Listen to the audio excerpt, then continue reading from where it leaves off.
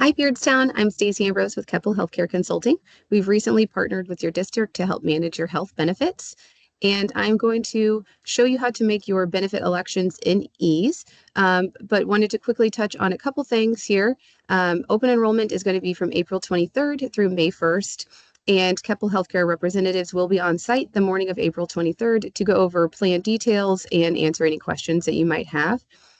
We are switching carriers this year with your district. You will be moving to Aetna. And just wanted to point out that the medical and dental benefits will be utilizing one insurance card. Vision will be separate. Also wanted to point out that it is going to be very important with the switch in carriers that everything as far as June 1st on, any providers that you're visiting have that updated information on file. Voluntary life is going to be open with open enrollment for changes to be made or enrollments to be made if you have waived those in the past.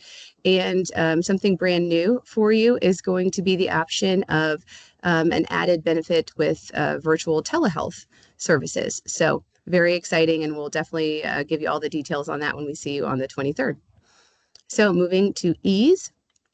You will get an email with information on how to register and directions to your own Beardstown website portal. And this is what that will look like. Once you get logged in here, this is going to be your ease dashboard for open enrollment. And you will click the Start Enrollment button. Actually, I will point out too, I know there are a couple different pay cycles at Beardstown. I'm using an employee that's on a 24 pay cycle. So if the numbers that you're looking at when we get into some of the per pay deductions look different, it may be that you're on a different pay cycle. So start enrollment and start.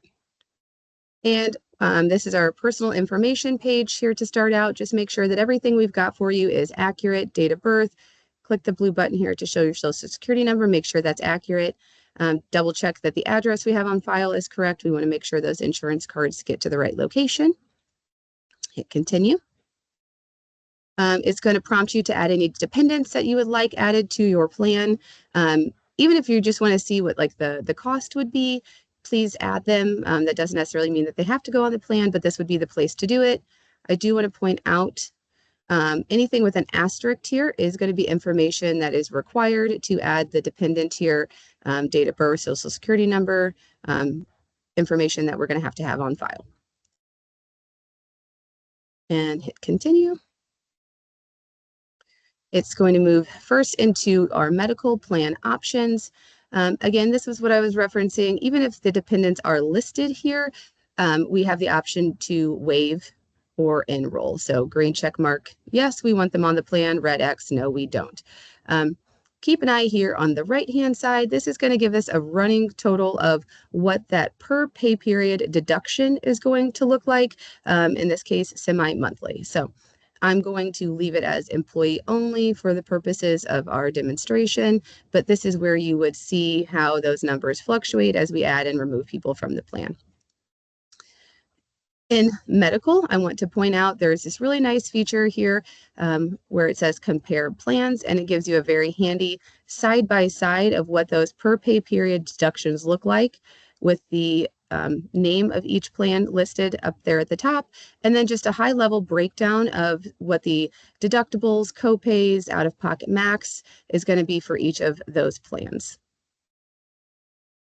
Under each plan, you'll see these blue bullet points. That's going to give you a little more in-depth detail, full benefit plan summaries with a little more information about what plans coverage is going to be for each one. It also gives you information about what where you can find providers, instructions on how to look those providers up, and a lot of other information pertaining to each plan. I did want to point out as well, here you notice it goes from medical, dental, vision. There is one HSA plan that is an option. I'm going to elect that and hit continue because I want you to see where it goes from medical, dental, vision. Now there's a health savings account option here. So it does prompt us to elect our contributions if we're going the health savings account route with the medical plan. So it did prompt us into the dental plan, and we're going to go about that the exact same way. We're going to either enroll or waive if we do have the dependents listed. Some of us might not. And once we've made our election, we will hit continue down at the bottom. Same for vision. There's one plan option. We will elect or waive who we want in our plan and hit continue. For the sake of showing you how the health HSA contributions work, I have enrolled in that. If you're not going to, you would waive, but we're going to enroll in the HSA. It mentions here that your annual contribution cannot exceed $4,300.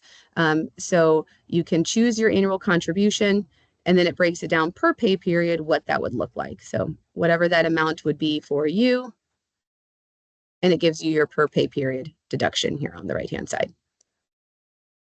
And again, we're going to continue to save as we've made those elections. Again, voluntary life is a part of open enrollment for us this year, and I'm going to waive those. I just wanted to point out again that once you've elected a line here on that policy, if you do the drop down, it's going to give you the different amounts that you can choose from. Whatever that amount is, it's going to show you the premium here on the right-hand side. You can go down as far as it'll let you to before you get to the asterisk. Anything asterisk and on is going to show you that that amount is pending. That is because we have reached or we have exceeded our guaranteed issue amount, meaning that that amount and on is going to require evidence of insurability. The insurance provider is going to reach out and request that you provide physical documentation, possibly blood work, but you're not guaranteed this amount. If we move to where there's no asterisk, you absolutely can be covered at this amount with no evidence of insurability. Teledoc is that virtual telehealth option that I was mentioning. Again, we'll go into detail about that. But again, we're just going to elect or waive our coverage and then continue. Beneficiaries, since we have dependents already listed, they're already going to come up as potential beneficiaries. If we did not, it gives us an add option. All we need for beneficiary information is going to be their name and their relationship to you. And then we would put in our percentage of what we are leaving for said beneficiary. It just has to total 100, but you can split that up amongst whoever you would like, however many people you would like, totaling 100. And continue. And then it's going to give us a benefit summary listing out everything that we have either enrolled in or waived, what that total amount is going to be. And we will continue yet again. The first document sign form, we'll click there, and while it's generating the forms, it is going to prompt us to sign this document. This is going to be via typing with the keyboard.